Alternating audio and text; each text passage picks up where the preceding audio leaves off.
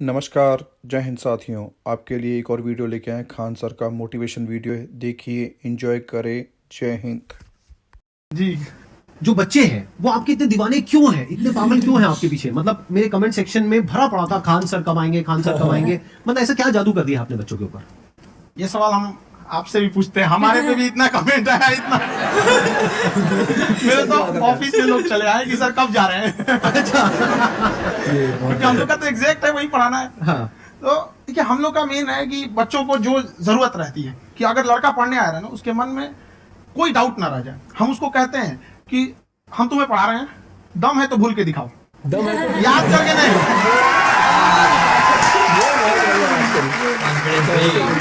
जिस price point पे पढ़ा रहे हैं, आई थिंक वो सबसे कम है, वो बहुत ही कम है। सर, ये जो फीस का कल्चर है, ये हमारा इंडियन कल्चर नहीं है। हमारा इंडियन कल्चर गुरु दक्षिणा है, उस हिसाब से वो सही है। ऑक्सीजन जैसे जिंदगी के लिए जरूरी है, वैसे एजुकेशन जरूरी है। कोई ये नहीं कह सकता है कि पैसे की वजह से वो खान सर के यहाँ से लौट गया। क्या बात है।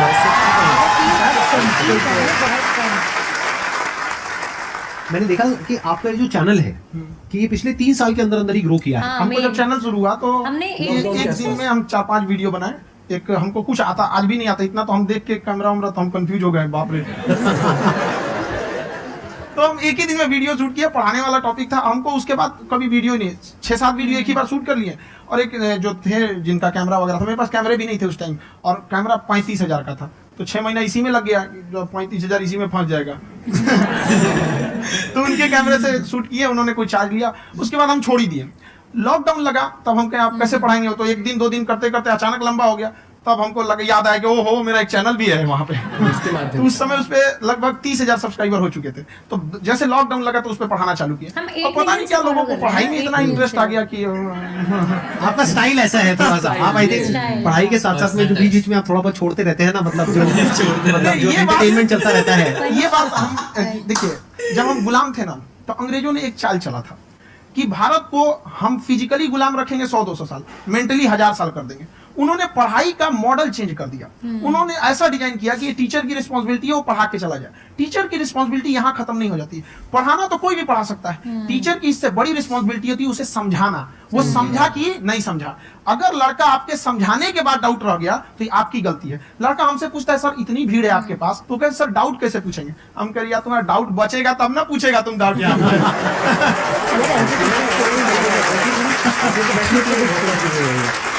कॉन्फिडेंस नेक्स्ट लेवल है आंसर का, मानना पड़ेगा। और शायद यही वजह है इनकी जो ग्रोथ है उसका। किसी ने शायद सपने में भी नहीं सोचा होगा कि पिछले 2 साल के अंदर अंदर जो आपके चैनल की ग्रोथ हुई है, जैसे आप खुद ही बता रहे हैं कि लॉकडाउन के टाइम पे आपके 30,000 के करीब सब्सक्राइबर्स थे, आज की डेट में 17 मिलियन है। और मेरा एक क्वेश्चन और है, इससे पहले कि ऑडियंस में से आपसे कोई क्वेश्चन पूछे, कि कई बार आप ऐसे भी टॉपिक्स टच करते हैं जो थोड़े से कंट्रोवर्शियल है या थोड़े से सेंसिटिव है, जिसके ऊपर बात करने की हिम्मत आई थिंक बहुत ही कम लोगों में है। तो आपको कभी ये नहीं लगता है कि कहीं ज्यादा तो नहीं हो रहा है, इसको थोड़ा रोक देते हैं, थोड़ा कम कर देते हैं? क्योंकि कोई लाइन ही नहीं है वैसे तो बोलने को, तो आप कुछ भी बोल दो, कितना भी बोल दो। हुई है कंट्रोवर्सी बहुत बार। एक्चुअली बचपन से हमको फौज में जाना था, और फौज वालों के लिए ये सब मायने नहीं रखता। उसको करना है मतलब करना है, तुम सामने कुछ भी रहो, डजंट मैटर।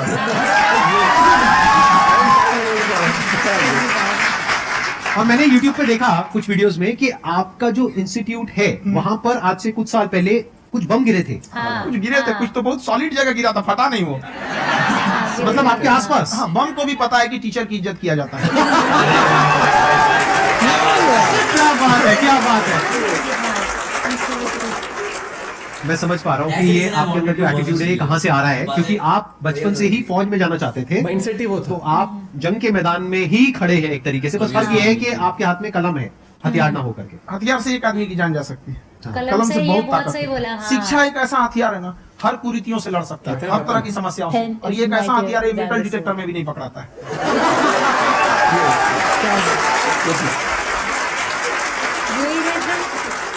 रिप्लाई जो होते हैं ना एकदम। मेरा क्वेश्चन ये है कि अभी प्राइवेट ऑर्गेनाइजेशंस में पीटने का, पनिशमेंट का ये सिस्टम जो है खत्म हो गया है। हम आपकी वीडियो में देखे हैं सर कि आप एक बड़ा सा रोल रखे रहते हैं। पुलिस वाला लाठी है वो। अब पुलिस वाला लाठी है, और स्टेज पे बुला के बच्चों को उसी से धुनाई शुरू कर देते हैं मस्त एकदम से, है ना? तो सर मतलब कि बच्चे मतलब कि डरते नहीं आपसे, और इस तरीके से कैसे कनेक्टेड है आपसे, है ना? और एक और क्वेश्चन सर, यूपीएससी का जो आप अपना बैच स्टार्ट करने वाले हैं, ठीक है, उसके बारे में बताइए सर, क्योंकि मुझे मतलब उसी को करना है सर, ठीक है? और संदीप सर को देख लिए, मेरा तो वैसे ही हो जाना है।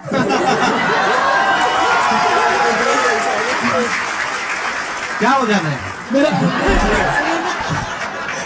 पूरा कंप्लीट करो। I'll be an IAS officer next year because I have seen you, sir. My day is like complete, sir. All the best. Thank you so much, sir. Thank you. पूरा बोला करो। Thank you. सबसे बड़ा डर क्या है आप दोनों का? फौजी को डरे नहीं लगता है। बाकी अफसर से पूछिए। आज के सेशन से पहले कोई डर नहीं था, लेकिन अब मुझे इनकी डंडे वाली कहानियां सुन करके डर लग रहा है कि कहीं मैंने गलती से कुछ बोल दिया और इन्होंने कहीं पीछे कुछ रखा हुआ है और यही आ करके अगर इन्होंने मेरी पिटाई कर दी तो बहुत बुरा हो जाएगा। तो इसलिए हमको थोड़ा डर लग रहा है।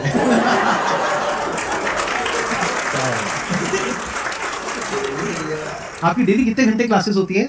6-7 घंटे। अभी भी खुद ही करते हो आप? हाँ, हमारे स्टाफ परेशान रहते हैं। हम 1:30-2 बजे सोते हैं, सुबह 6 बजे उठ जाते हैं, परेशान रहते हैं। अरे इतना क्यों करते हो? है ना? कभी तो उनको साथ साथ लगना पड़ता है ना? उनको साथ लगना पड़ता है। हम जग गए तो कोई सोया थोड़ी रहेगा। परेशान रहते, दिन में सोते ही नहीं है बेचारा, कहीं कहीं जाके सोते रहता है। तो सिर्फ बांधिए कि भाई तुम इस समय सो जाना, तुम इधर सो जाना। आपकी शादी हो गई या नहीं हुई अभी? मेरी खुशहाली देख के आप आइडिया लगा सकते हैं।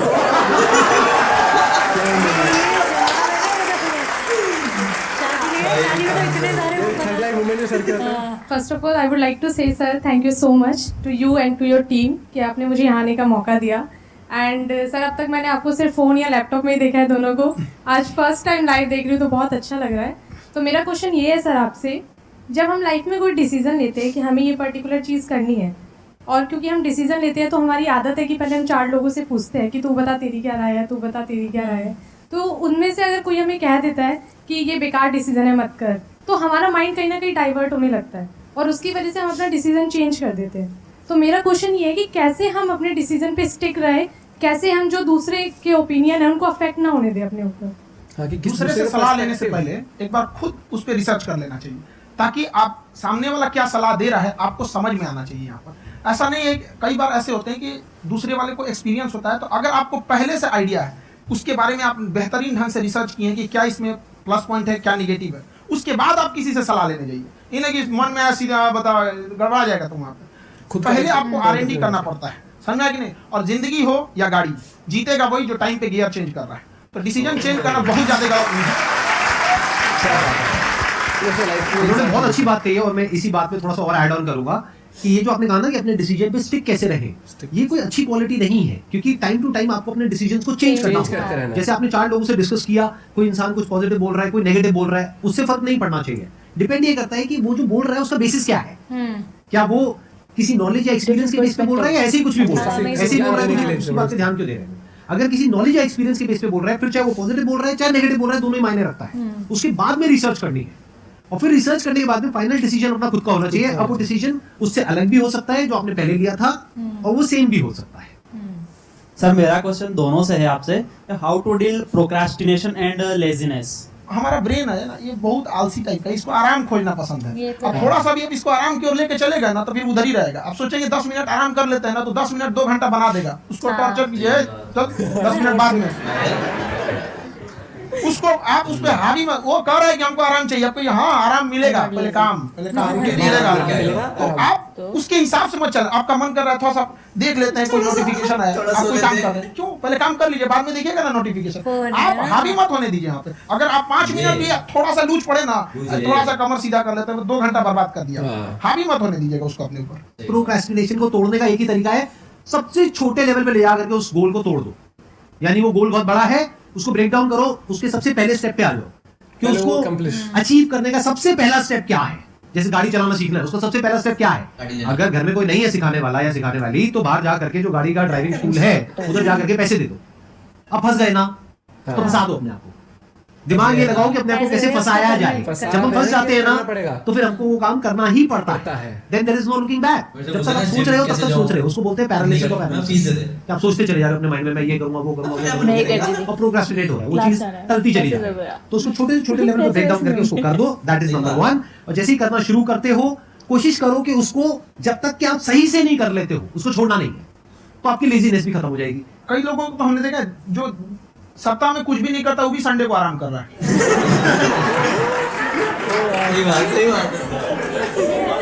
वैसे कहा भी जाता है कि अगर कोई काम आपको करवाना है ना, तो ऐसे किसी इंसान को दो जो बिजी है, हाँ। ऐसे आदमी को मत दो जो खाली है। ये परफेक्ट है। किसी को भी आप देखिएगा जिसको आप कहते हैं कि मतलब ठीक ठाक आप समझते हैं कि नहीं ये बहुत आगे निकल, वो एक काम को खत्म करने के बाद कभी आराम नहीं करेगा। एक काम खत्म हुआ उसको लगेगा कि हाँ ये खत्म हो गया अब दूसरा करना चाहिए, और वही जिसको देखिएगा ये खत्म हो गया और आराम करना चाहिए, कभी नहीं, लाइफ में आखिरी सांस तक। सर यहाँ पे सब हिंदी में पूछते, इंग्लिश में पूछते, मैं भोजपुरी में पूछूं? जो भाषा ठीक लगे तो में पूछ दो।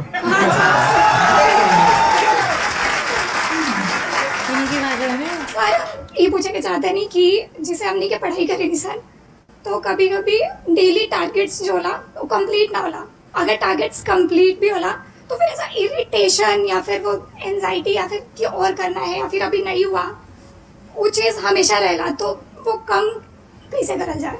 देखिए टारगेट्स को ना हम लोग को एक अपने हिसाब से पहले फिट करना चाहिए। Thanks for watching video guides. अगर वीडियो अच्छा लगा हो तो लाइक करें, सब्सक्राइब और शेयर करें और सपोर्ट करें इस चैनल को। जय हिंद।